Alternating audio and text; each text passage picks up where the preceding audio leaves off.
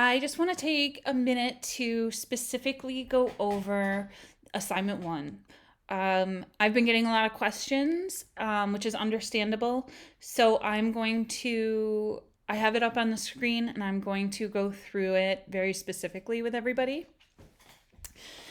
So this assignment is called Home Workspace, and it is meant to just be an introductory assignment to the course. And also, a way to introduce yourself to your classmates and me. And so it says, evaluate the space where you have been primarily working from home. Why do you choose this space?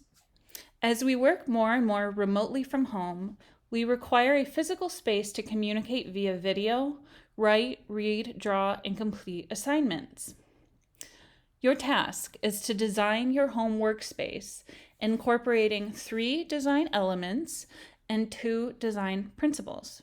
This design must include the backdrop and surrounding of your camera view, as well as a functional workspace.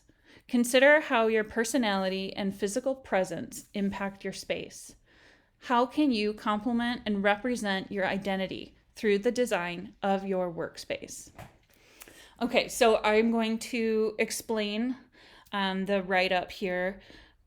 Basically, it's, as it says, you require a space to communicate via video and complete assignments. And so today I met with a student whose workspace, her work surface is actually different from where she takes her, videos or her camera area. And that is a great point to bring up, that actually might be the case for a lot of people, or your space might not be fully inclusive of all of these things. So the point of the assignment is to not only introduce yourself, but also show your space off. You're not going to give us a tour of your space. We're only going to see what's behind you. And so a lot of students, and I'm not speaking of you students, but all students, including myself, we're not always equipped with a recording studio.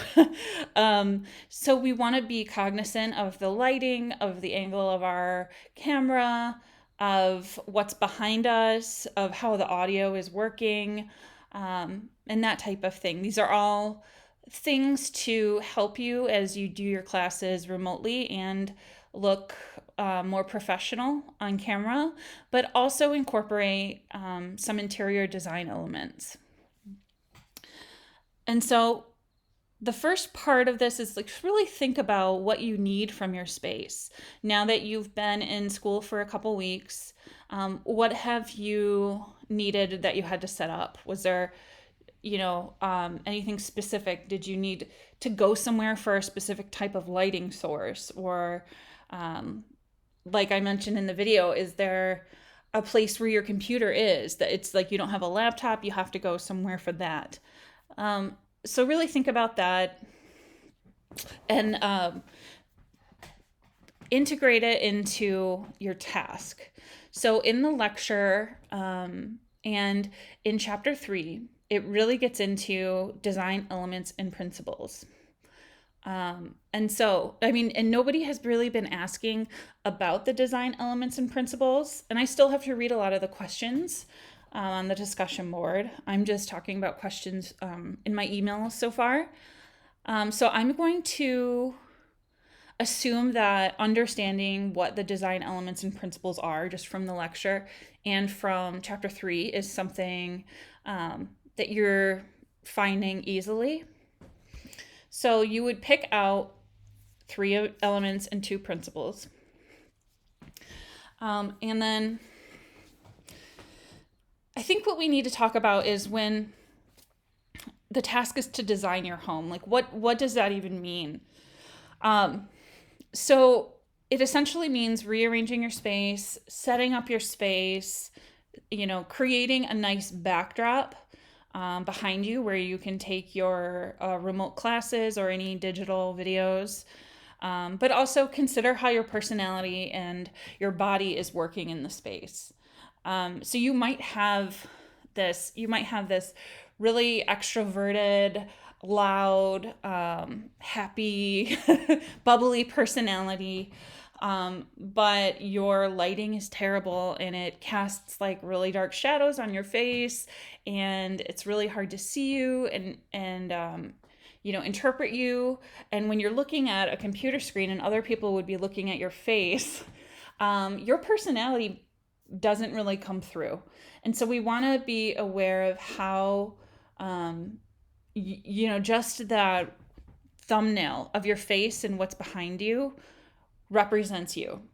And so those are the things, think about the design elements and principles, think about your backdrop, and then think about your space.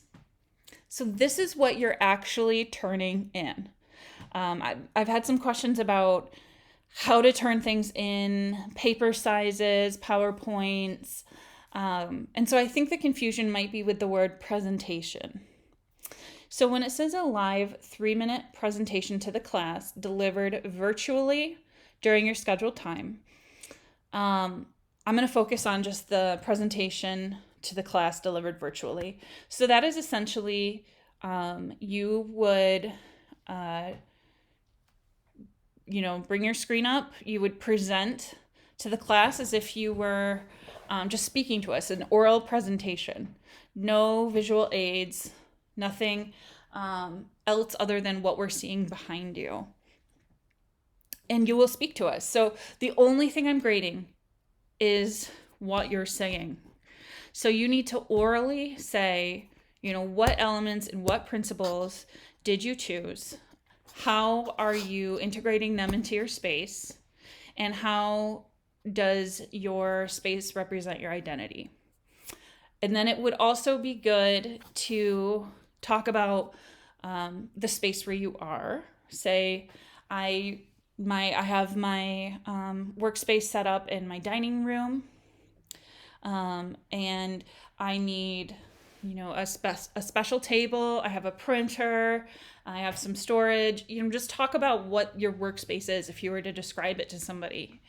And then talk about, I thought about how I move and what's convenient for me and where the light is. So I decided to move my camera and film from this angle because then I can set up my background to have this plant in it or, this piece of artwork. I like to look at artwork while I read, or while I listen to presentations. It helps me focus, so I have a piece of artwork that I can look at. I have a chair in this area because that's where I like to sit. So it's taking what you have and arranging it better, but perhaps bringing some new things in. So maybe you realize you need something to be more functional and you're missing something.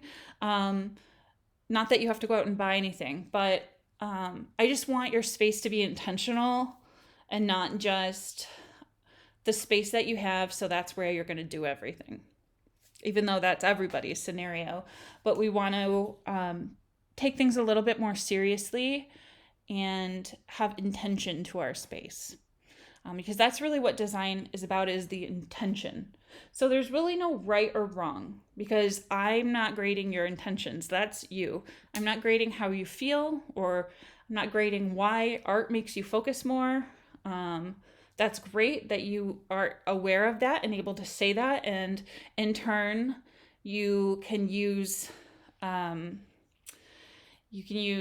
emphasis on artwork or create a focal point. Go through those words and see what words stand out to you. There's the word harmony, there's balance, there's movement. Think about those. What do you want your space to be balanced? What does that mean? How do you make your space feel balanced? And so you would research balance as a design element and principle, and how it's interpreted from an interior design point of view. And then you would apply that new expertise to your space. So the deliverables. It's just that 3-minute presentation. And you're going to watch everybody else's 3-minute presentation as well. 3 minutes should be plenty time. I know it sounds really short, but it will be plenty of time to introduce yourself and talk about the elements and principles you selected and how you use them to arrange your office space. So I'm going to be grading on the fact, did you establish a design concept for your space? I know we haven't really gotten into learning about what design concepts are. So I'm curious to know what you naturally would perceive as a design concept. And this is where that intention comes in. And so maybe part of your design concept could be one of the elements and principles. So let's take balance, for example. When you could say when your office is not balanced, it makes you feel unbalanced in life. And that is something people often say, like when they have a cluttered desk, they have trouble focusing, or they don't feel like they can settle down. It's nice to have a nice space. You work better. So you could take balance and explain that. Say, I'm one of these people where I really like to have a calm environment with balance. And so to have that balance, I have a window on this wall that's bringing in light. But this corner is fairly dark. So I brought in the small light source or this candle. And it really balances out. Obviously, it's not an equal balance. It's not window on one side, window on the other. It's not necessarily about symmetry. It's about the feeling of balance. Or maybe you have proportion. Maybe you like an open space, but when you're at your desk, you like it to have a little bit more of a drop ceiling. And so you like the feeling of enclosure while you're working. So just really think about who you are and what that means about you. And I know I gave you a pretty quick timeline to do this. Again, this just should be an analysis of who you are, the information that has been taught so far. What does it mean to you? How can you integrate that into your own life? Because how we present ourselves and how we live our lives is a reflection of our work, especially as designers. How we look and talk and sound and come across to people is often how our style and our design personality is perceived, whether it's true or not. But that is something that a lot of designers use. They're saying, oh, people do this. So, I really like an eclectic, I'm really into historic preservation. So I want to present myself a certain way. I know it sounds kind of like old and stuffy, but you'll realize that the more you do that, the further you'll get in life and the more professional your backdrop will be just having class, and your teachers will appreciate that and start to take you more seriously as you'll take yourself more seriously, and your peers will as well. And it will make you more aware of your surroundings, and it will make you notice the surroundings of others more. And so think about that design concept. And, shoot some ideas. If you have ideas, email me saying, hey, I think this is, a design concept that I want to bring into my space. What elements and principles do you suggest that I should look into? Something like that. And then when you present, you would say, my design concept is to integrate, the feeling of calm and comfort, to really, balance out the stress that school causes. And we can go over those. When you email me and you're confused about something, go into a little bit more detail. So if you have an idea, if you're like, oh, I really want to talk about emphasis, but I really don't know what to do with it, tell me that so we have a little bit more to go from. And then the other grading criteria I'm going to look at is, did you successfully use design elements to achieve the principles? So the design principles are the goals, essentially, of a space. So somebody will be like, oh yeah, I want this space to be calming. Okay, well, calming is not a principle, but you can look at the design principles and find ones that would create that calming effect. And then you go even further back and saying, what can I do to create those design principles? Because obviously balance creates calm, but what does that mean to create balance in space then? And so it's, taking it back, like what things do I really have to do to create this? And you're your own client in this scenario, which probably makes it even harder, to be honest. So you're going to tell us the design elements and principles you selected and how you used them and why. And then let us know how they're impacting your design concept. And a lot of the grading criteria, points 1 through 4, they overlap. I just wanted to list them out like this because I'm going to be looking for specific things to grade when you talk. And I don't need a speech or, something super polished. You can be very conversational. You can be very casual. As long as you explain your home workspace. And then there is a visual element to it, is the identity that you presented to us and what you've told us about the design elements and principles that you've selected. Can we see that in your backdrop? Can we see that piece of artwork? Can we see that you've brought in nature? How is there, kind of like a dimming light source behind you? Really, research these things, look into these things. Chapter 3 highlights specific ways to go about incorporating the different elements and principles.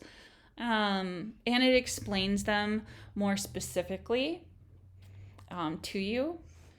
And this is part of the assignment. I know that I didn't go into great depth explaining the design elements and principles, and that's because it is part of the assignment. So I hope that explanation helped to answer some of the questions if that wasn't clear enough. No, you don't need paper for this assignment. You can use paper. I'm not saying don't, but it's not required. I won't be looking for it. I'm only grading what I see in your thumbnail and what I hear from you speaking. There's not going to be a Dropbox for it because there's nothing to turn in. It's a live oral presentation. So there's no PowerPoint. You don't necessarily need to share your screen. We can make it that when, one person talks, it actually, and this is a setting in everybody's WebEx, when one person talks, it enlarges their screen to the class. So we can really see you talking. So again, no PowerPoints, no visual aids, no real, physical presentation, no posters, no drawings, not for this part of the assignment. And this is what's due next week. So really focus on this. I know that if you are in 1490, there's another component to this assignment, and that is for that class. And that has some drawing elements to it. But this is just your 3-minute oral presentation that's being graded. And you just need to make sure that you communicate the design elements and principles, your design concept, and your identity in that span of time.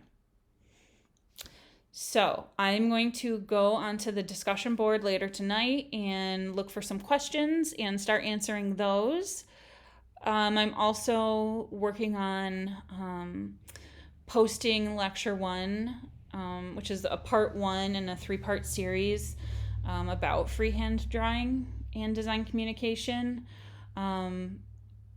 So I know you're going to want to watch that. I know you're going to want to hear the explanation of that part of the assignment. If it stumps you, if it gets confusing, to tell the difference. If, for instance, you think the drawing component is for this class and you keep having to remind yourself, then wait until this your presentation is over to address the 1490 assignment. The 1490 assignment, where there's drawing and there's a little bit more going on, it's not going to be due next week. And in fact, we're going to be working on it together throughout the week. And then it will be due the following week. So I hope that helped. And I will talk to you guys later. Bye.